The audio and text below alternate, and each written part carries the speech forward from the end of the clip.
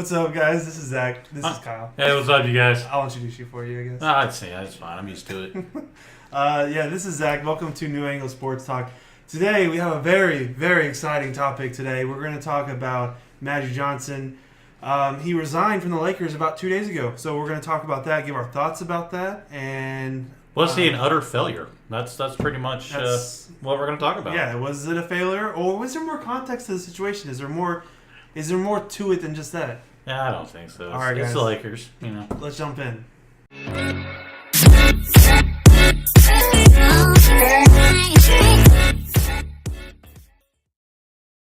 All right, guys. So here we go. I'm going to put up on the screen, I'm going to put up a little timeline that I've created for us to take a look. These are the big moments with Magic Johnson's tenure with the Lakers as the GM. So Magic took over in February of 2017. He was he basically got the job as president of basketball operations February 2017. His first big move happened in July 2017. And by the way, this is going to be kind of a recap of some of the things, his big things that he did as well. So about 5 months later, July 2017, right before draft, he trades away D'Angelo Russell. In that trade, he gets rid of Mozgov, and he gets Josh Hart. Who else did he get? He got Kyle Kuzma's pick, and he got a first-round pick, right? Yeah, which turned out to be Lonzo. Yeah, it turns out to be Lonzo. Okay, so that was his first big move. Plus, the people before him, as he made these changes because they put the Lakers in cap hell. Like, Mozgov was a stupid signing. You're not wrong. You're not wrong. The same month, though, something interesting happened. This is kind of where it starts. The problem starts. It's that's when he gets on with Kimmel? Was that the show where he got fined $500,000 for the Paul George comments? That's when it started, July 2017. Okay, so moving up to February 2018, and I'm just running through this, guys. You can see it on the screen as well too. Kind of what we're talking about here. But February 2018. He gets that trade for Isaiah Thomas. He acquires Isaiah Thomas. He's mainly what he's trying to do is trying to get big free agents in the free agency of 2018. He gets rid of Clarkson, Larry Nance Jr., acquires Channing Frye, a pick. I think it was a pick, and then Isaiah Thomas as well. Obviously, Isaiah Thomas and Channing Frye weren't a part of the Laker plans moving forward. They just had him for the rest of the season, essentially. June 2018, he gets fined again for Giannis comments. Giannis says, Magic Johnson, he doesn't say anything negative about the Bucks organization. Anyways, it was petty, whatever. It's a lot less than the Paul George fine, but this one was $50,000. And it wasn't towards him. It was actually for the Lakers organization as a whole. So that's to note, just so you know. July 2018, so about a month later, LeBron signs. And then... Major coup for the Lakers. Lakers fans were going crazy. Had everybody but me. Big old painting of him. Hey, you were excited too. I was excited. I can't lie. I was excited. I mean, it was exciting times for Lakerland. You got the big fish, LeBron, the king, the big kahuna, whatever. All the different, It's a lot of adjectives. Yeah, adjectives you want to use. Somebody who doesn't play defense. But, and then obviously we're fast forwarding to today's date, April 2019. And he resigned 2 days ago. So basically, we're going to just kind of take a look at some of the things that he could have done correctly, or he could have done differently, I guess is a better way to say it, and he should have done that kind of thing. But Kyle, I want you to go ahead and start. Give us your opinion on what you think he could have done better. Was it a failure first off? And if it was a failure, what could he have done better? What could he have done to make this work, essentially? So, This is my unbiased opinion. I have no skin in the game. I'm not a Lakers fan by any means. This is just me kind of from the outsider. I thought his first year with the Lakers was pretty successful.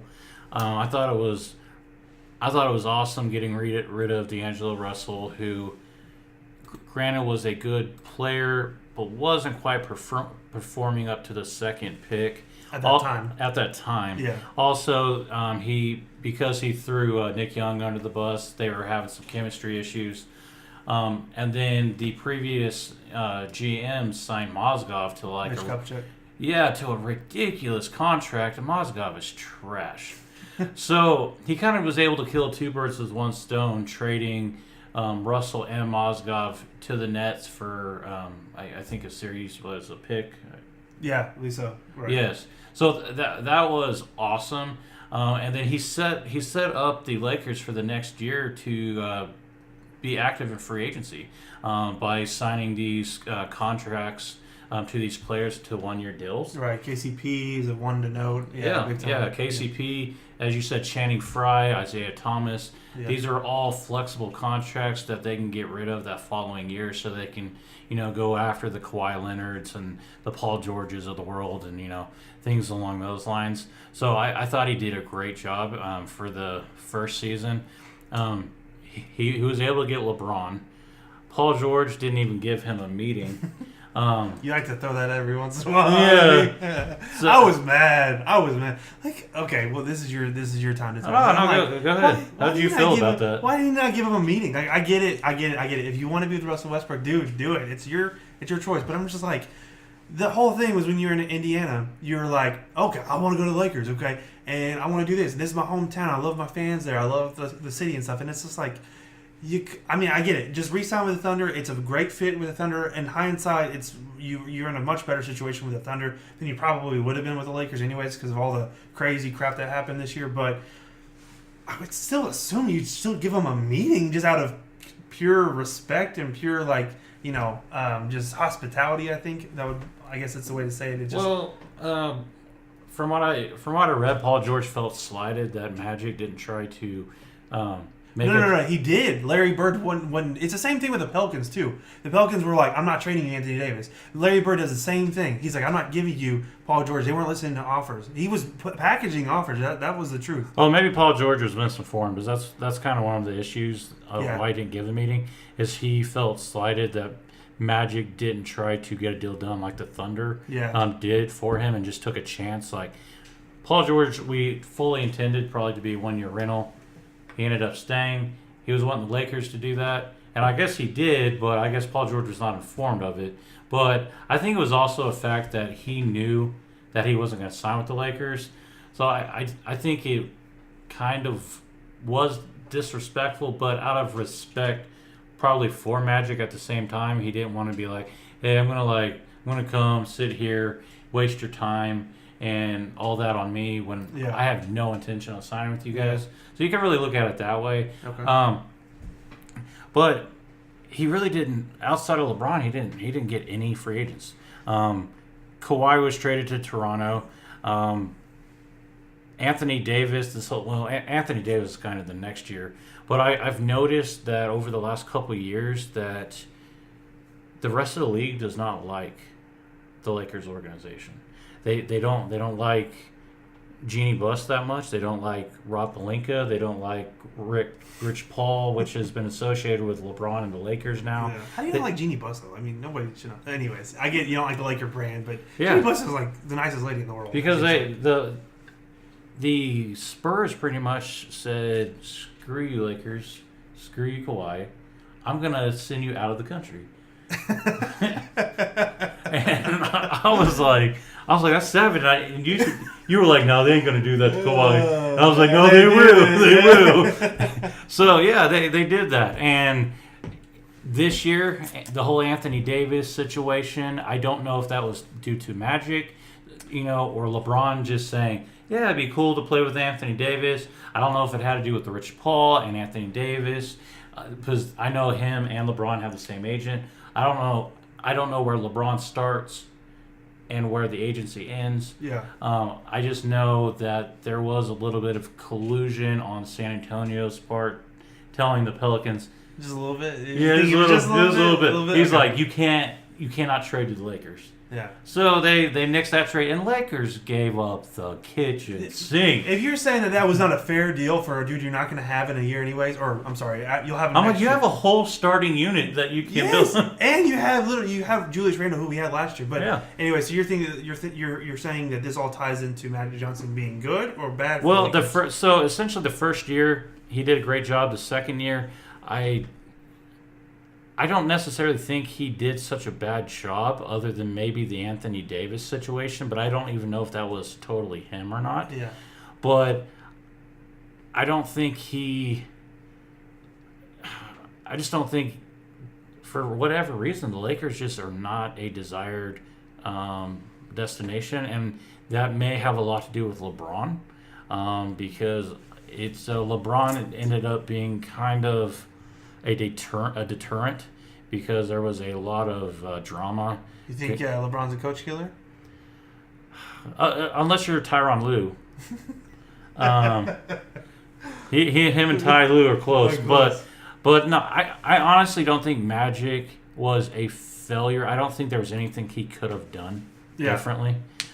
He did everything he was supposed to do, but he ultimately made the decision to step down because he was like, "Look, I just wanna be there for these kids. You know, if Ben Simmons wants advice from me, I want to be able to give him advice. I want to congratulate Russell Westbrook on his triple-double. He can't say anything without getting fined money. So I can't really put any fault on Magic. I mean, maybe this wasn't the right position for him. I honestly probably put more blame on LeBron, even though I am a LeBron fan. But this whole situation with him and the Lakers was not a good fit. He honestly just should have stayed in Cleveland if he was going to do all this. But stay in the Easy East. Yeah, hindsight's 20/20, I guess. But yeah, he might have went to another finals if he stays in the Easy East. Kind of buff for that GOAT conversation, apparently, that you think that he's in. Yeah, I mean, he's at least the second best player, Oh, but I mean, what do you think? What do you think about Magic? So let's go. Let's go over it. I just read the timeline off to everybody, and kind of what was going on. But I feel like he didn't do anything wrong. I feel like based off of the cards he was dealt, he did everything he could right. Okay, so he got rid of Mozgov, and he had to get rid of D'Angelo Russell. Obviously, D'Angelo Russell is an all-star in the East right now, but like you said, he wasn't a hot commodity, I guess, because he has chemistry issues, and at times it seems like he had effort issues, and obviously that's not the case, because he's bringing that whole Brooklyn team on his back, and they're really coming around those guys. But I think as far as that goes, he got rid of the trade, or he got out of the trade, got out of that cap space. He did smart moves with Isaiah Thomas, getting out of Larry Nance Jr., Jordan Clarkson, all that stuff. The tampering, like you said, he's just getting annoyed. He can't do anything with that. If he says anything about anybody, not in our Lakers roster or Lakers jersey, it's a problem. And that's kind of unfair, but we'll get... And I don't know if it was anyone else outside of Lakers, they would have gotten fined. Yeah. Like, the Lakers really are hated. And I don't know why, but... Can't get Chris Paul, can't get Anthony Davis. No, I'm just kidding. I mean, the Celtics have more championships than the Lakers, but they're not hated as much. I mean, tied, but no, you're good. Yeah, no, okay, but here's the meat and potatoes of this argument that a lot of people say, oh, he's a failure. Well, here's the thing, though. Like he said, whenever he started in February 2017, he lasted 26 months. So he lasted 2 years, 2 months, okay? Yeah. He said from the get-go, if I can't put a championship, if we can't get in the playoffs and I can't put a roster around these guys, I'm not going to do it. I'm going to give it to somebody else who can get the job done. That's his quote. He said that when he first got the job in 2017. What happened 2 years later? They missed the playoffs. They got LeBron, but it didn't turn into anything in the playoffs. They're even in worse shape than they were before Magic Johnson came. And I don't think that was his fault. Okay, a lot of people bring up the fact that maybe he should have been able to get free agents. Okay. In that 2018 free agency class, I've got it pulled up right here on my laptop. I'm not going to put all the names on there on the screen for you guys. You can look it up as well. I'm on NBA.com/freeagent/2018/tracker. You can take a look at it. Basically, the best way I figure to go ahead and sort this through is by probably points per game. Who's the number one guy who had points per game this season before? It was LeBron James, and he went and got him.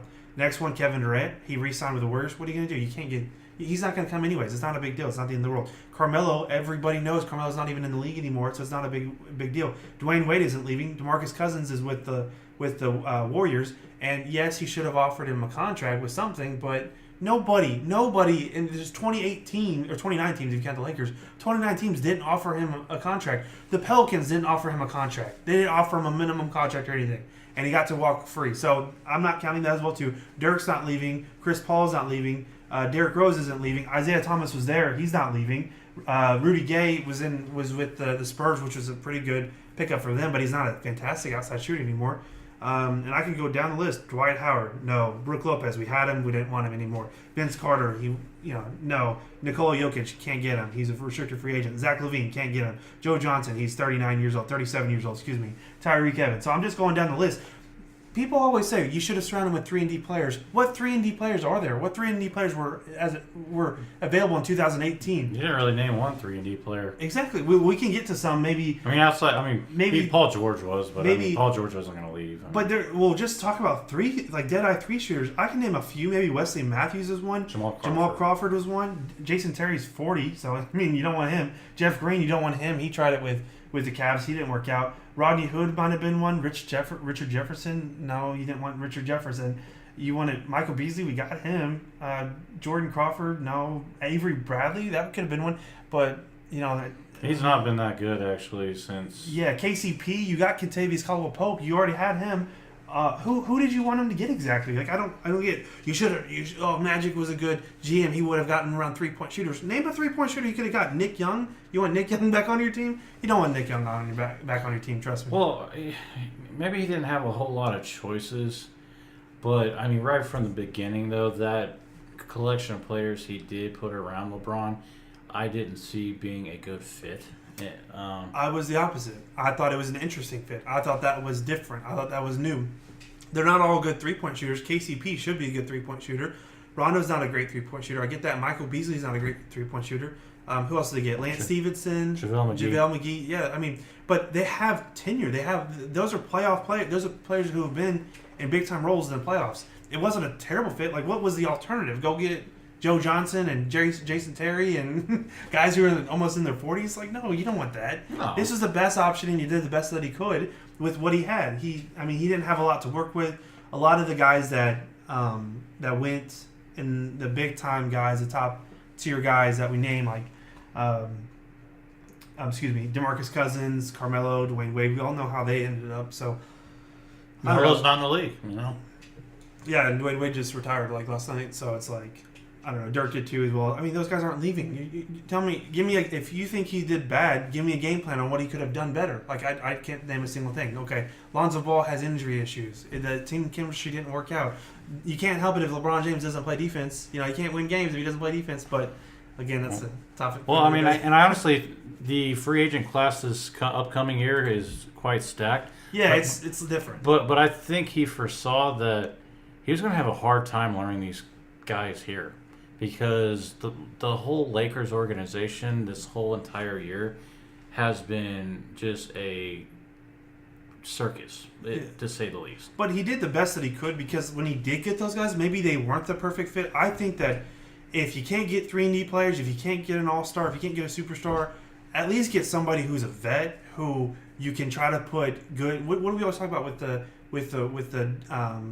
sorry, I'm going blank here. The Spurs, they have good chemistry. They're vets in the league. They've got playoff experience and things like that. You didn't count them out at all. You have them going to 7 games in our previous video when we did the Nuggets and the. They're just good at developing players. I mean, yeah, they're just fantastic at it. But they have the people that they do develop. They have good tenure. They have good experience and things like that. And putting those guys around him, why was that such a bad deal? You have Rondo who's won a ring. JaVale McGee's won a ring. Lance Stevenson has been far in the playoffs.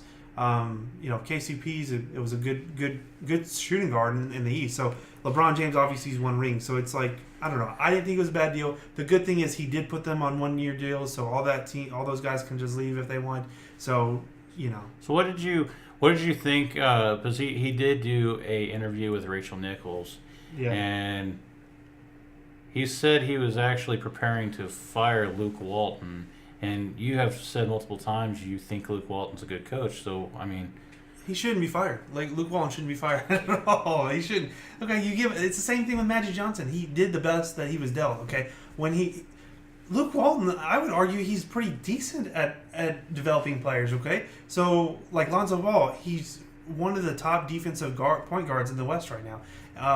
Again, he's injured. He's had injury issues. But the dude plays defense. Julius Randle is a monster on the glass and on rebounds and points and things like that. Josh Hart develops. Kyle Kuzma develops. Brandon Ingram, maybe he hasn't really developed. JaVale McGee is a potential for most improved player of the year. If Luke Walton didn't have anything to do with that, okay, that's your opinion. But I think it's pretty clear a head coach has some things to do with the development of their players. Maybe not in other regards, but development is definitely the coach's job. You got to get them, if they're going to get better, you're the main person to help them get better with giving them advice on how to be a player, how to be a man, how to conduct yourself, how to get along with your teammates, how to control the media, things like that as well too. So that's my thought. You have any last closing thoughts?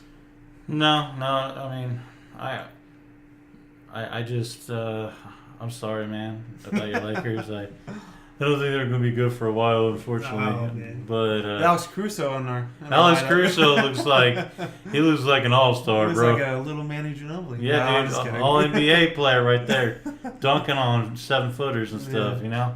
But yeah, you guys, if please go on YouTube, comment your thoughts. If you have anything for us, we want to hear from you guys. We've been getting a lot of support, on our first couple videos. Keep it up and Yeah. like, share, hit that little bell button below our video, and subscribe. So thanks a lot, you guys. See ya.